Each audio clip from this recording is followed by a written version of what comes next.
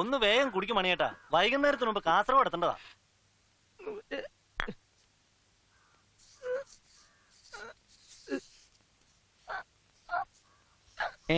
ചായ 168. എടോ ചായ 168, അതായത് ചായ 168. ഓ ആ ഇവിടെ തന്നെ വണ്ടി എടുത്ത്. ആ കമോൺ, വണ്ടിയിലാണ്ട് അവിടെ നിന്ന് ഇങ്ങോട്ട് വരും. നിങ്ങൾ ലേശം കൂടി മുമ്പോട്ട് പോയിട്ട് വണ്ടി തടയണം. പിന്നെ മേലോട്ടും കീഴോട്ടും നോക്കാതെ മേലും നോവാതെ അടി കൊടുക്കണം. അടി എന്നൊക്കെ പറഞ്ഞാൽ നല്ല ഒന്നാന്തര അടിയായിരിക്കണം കേട്ടോ, നല്ല ബെസ്റ്റ് അടി. പിന്നെ അവന്റെ ശബ്ദം പുറത്ത് കേൾക്കരുത്. അതെ ഉവേ, ഇതിനിടയ്ക്ക് പെണ്ണിനെ പൊക്കി തരണം കേട്ടോ. ആ അപ്പൊ എല്ലാവർക്കും പറഞ്ഞതൊക്കെ ഓർമ്മയുണ്ടല്ലോ. ആ പിരിഞ്ഞോക്കോ. കർത്താവേ, നാടൻ പാട്ടുകാരൻ ചാലക്കുടി മണികണ്ഠൻ. കണ്ണിമാങ്ങ പ്രായത്തിൽ നിന്നെ ഞാൻ കണ്ടപ്പോൾ മാമ്പഴമാകട്ടെ നീ എന്റെ കർത്താവേ, മാമ്പഴമാകട്ടെ നീ എന്റെ ഈശോയേ, മാമ്പഴമാകട്ടെ നീ.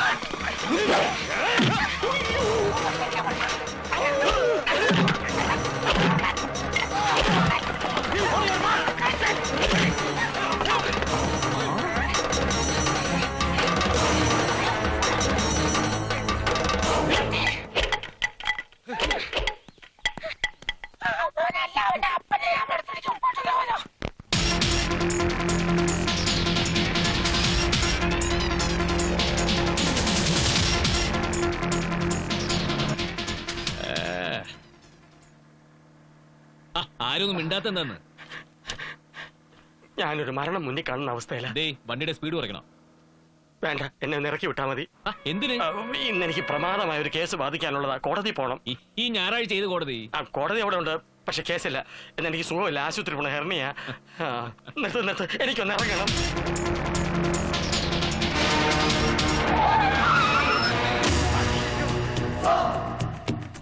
അയ്യോ, പ്രവർത്തിക്കുന്നതിന് മുമ്പ് ഒന്ന് ആലോചിക്കണം. ഞാനാണ്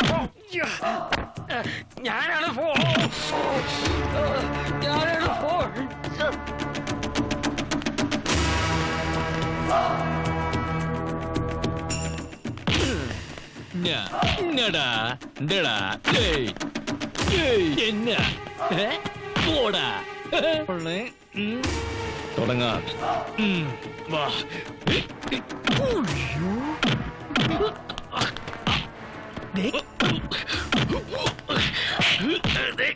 ഇരിക്കുന്ന പോലെ ആക്ഷൻ മാത്രം മതി, ഞാൻ അഭിനയിച്ചോളാം. അയ്യോ, എനിക്ക് നോവുന്നുണ്ട്.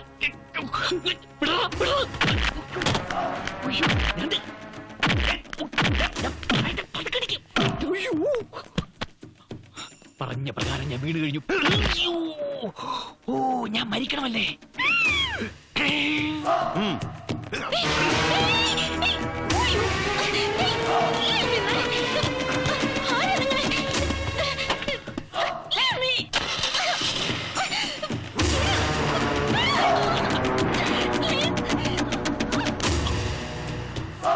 ഹലോ.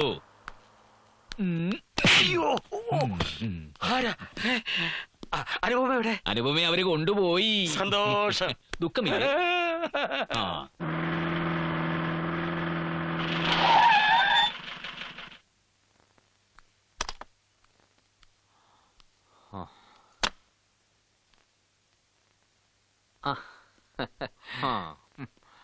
ഇതെന്തു പറ്റി?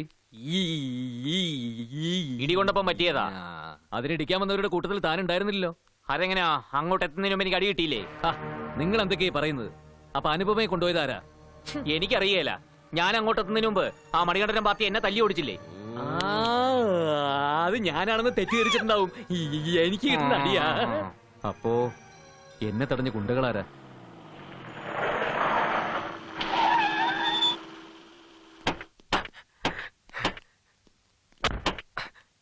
സാർ, ഇത് അവന്റെ വണ്ടിയാണ്.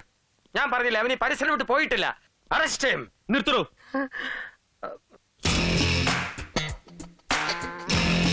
എന്താ ഇപ്പൊ എല്ലാം മനസ്സിലായി. അനുപമയെ തട്ടിക്കൊണ്ടുപോയത് അവരാ. ലാലൻ വക്കീലിന്റെ വളഞ്ഞ ബുദ്ധിയിൽ അത് എന്റെ തലയെ കെട്ടിവെക്കാനുള്ള ശ്രമ. അപ്പോ അനുപമ അവളെ ഉടനെ രക്ഷിച്ചില്ലെങ്കിൽ അപകടമാ. സണ്ണിച്ച, തൽക്കാലം നീ എന്റെ വേഷത്തിൽ ഇവർക്ക് പിടികൊടുക്കണം. ആലോചിച്ച് നിൽക്കാൻ സമയമില്ല, അല്ലെങ്കിൽ നമ്മളൊക്കെ പ്രതികളാവും. അവൻ അവളെ കൊന്നു കാണൂ. എവിടെങ്കിലും കൊണ്ട് ഒളിപ്പിച്ചു. അതെങ്ങനെ നിനക്കറിയാം? അത് ഈ ക്രിമിനൽസിന്റെ ഒരു സൈക്കോളജിയാണ്. സാറി വാളിൽ ചവിട്ടി പൊളിച്ച് അവനെ പുറത്തിറക്കണം. എന്ത് ചെയ്യണമെന്ന് എനിക്കറിയാം. ശരിയാണ്. നീ ആ കോച്ചല്ലേ? അല്ലല്ല, സേരൻ, ചന്ദ്രസേരൻ, കോച്ചല്ലേ. ക്യാച്ച്. പിടിക്കണോ അവനെ? എടാ, നീ ചെയ്യുന്ന എല്ലാ തെറ്റിനും ശിക്ഷ അനുഭവിക്കുന്ന ഒരു പാവം കോച്ചാ. ആണ്ടെ, ആ കോച്ചിനെ സാർ അറിയോ? കണ്ടിട്ടില്ല, പക്ഷെ അറിയും. എന്റെ പെങ്ങൾ അൽഫോൺസെ കല്യാണം ആലോചിച്ച ആളാ. പക്ഷെ നീ ഉണ്ടാക്കി വെച്ച കുരുത്തക്കേട് കാരണം തെറ്റിദ്ധരിച്ച് അവൾ ആ കല്യാണം വേണ്ടെന്ന് വെച്ചു. അറിയണോ നിനക്ക്? സാറിന് എത്ര വേണേ തല്ലിക്കോ, പക്ഷെ ആ കോച്ച് നിരപരാധിയാ കേട്ടോ. സാറ് പെങ്ങളെ ഒന്ന് വിളിച്ചാട്ടെ, എന്നിട്ട് ഇത് എങ്ങനെയെങ്കിലും ഒന്ന് കോംപ്രമൈസ് ആക്കിയാട്ടെ. അക്കാര്യത്തിൽ നിനക്ക് എന്താ എത്ര വലിയ താല്പര്യം? അത് പിന്നെ കർത്താവാണ് ഇത് എന്റെ ഒരു അന്ത്യാഭിലാഷമാ. പ്ലീസ്.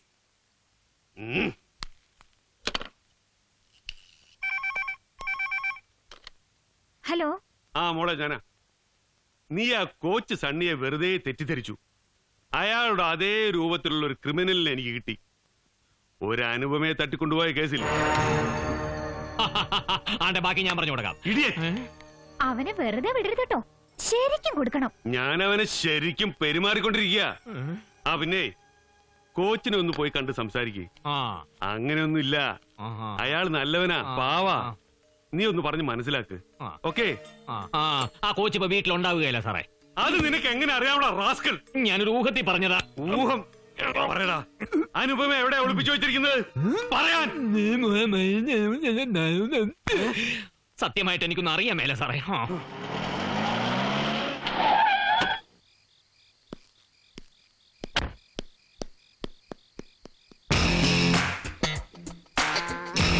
എല്ലാം ഓക്കെ. ചവിട്ടരുത്. കുറ്റം ചന്ദ്രസേന്റെ തലയിലുമായി. ഇതാ ഇതെന്താ? പാതി. ഈ ബിസിനസ്സിൽ ഞാൻ പാർട്ട്ണറെ ചതിക്കില്ല. 50-50.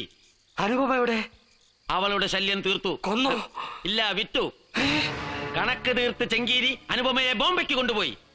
ചുവന്ന തെരുവിൽ ഒരു മലയാളി കൂടി അതിന്റെ ഷെയറായത്. എടാ ദ്രോഹി, എനിക്ക് അവളുടെ ജോലി കളയണമെന്നേ ഉണ്ടായിരുന്നുള്ളൂ. നിങ്ങൾ ശോഭിക്കാതിരിക്കൂ. സംഗതി ഒരു കുഞ്ഞും അറിയില്ല. വക്കീല് പറഞ്ഞതുപോലെ പ്രതി നമ്മളാണെങ്കിലും ശിക്ഷ ചന്ദ്രസേനെ കിട്ടൂ. മനസ്സിലായോ? ഇല്ല, മനസ്സിലായില്ല. നിന്നെ പോലീസ് പോയിട്ടു. എവിടെ അനുഭവം? അയ്യോ, വേണ്ട. ഞാൻ പറയാം.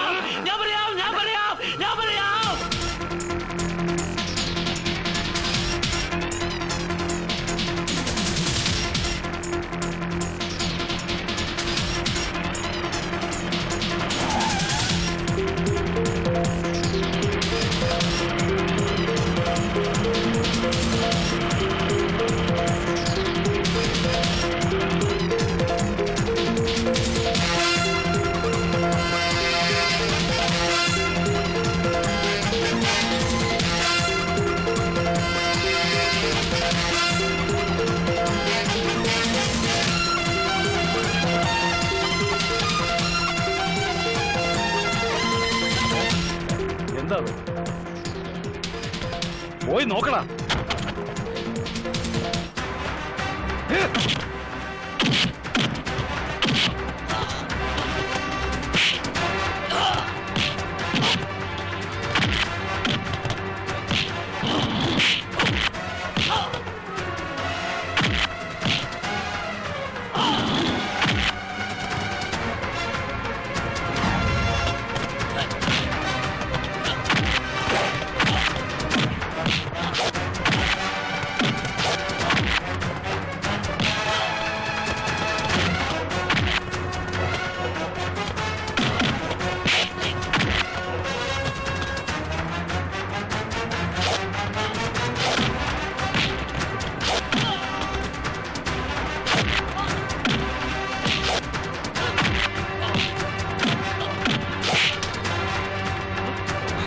വണ്ടി നിർത്താൻ പറയടാ. പറയടാ.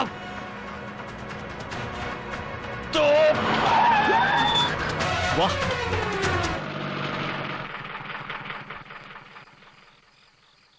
ഒരു ജോലിക്ക് വേണ്ടി നീ കാട്ടിക്കൂട്ടിയ പേക്കൂത്തിന് ദൈവം നിനക്ക് തന്ന ശിക്ഷയത്. എന്തായാലും ജോലി പോയത് നന്നായി, അല്ലെങ്കിൽ നിന്റെ അഹങ്കാരം മാനം മുട്ടിയന്. ബന്ധങ്ങളുടെയും സ്നേഹത്തിന്റെയൊക്കെ വില അങ്ങേ അറ്റം വരെ പഠിച്ചാലും നിനക്കൊന്നും മനസ്സിലാവില്ല കുട്ടി. ഇതൊക്കെ നിന്നോട് പറയേണ്ടി വന്നതിൽ എനിക്ക് എന്നോട് തന്നെ പുച്ഛം തോന്നുക. ഇറങ്ങിറങ്ങ്. സൗകര്യപ്പെട്ട പോലീസ് സ്റ്റേഷനിലേക്ക് ഒന്ന് വിളിച്ചു പറഞ്ഞേക്ക് സുരക്ഷിതയായി തിരിച്ചെത്തിയെന്ന്.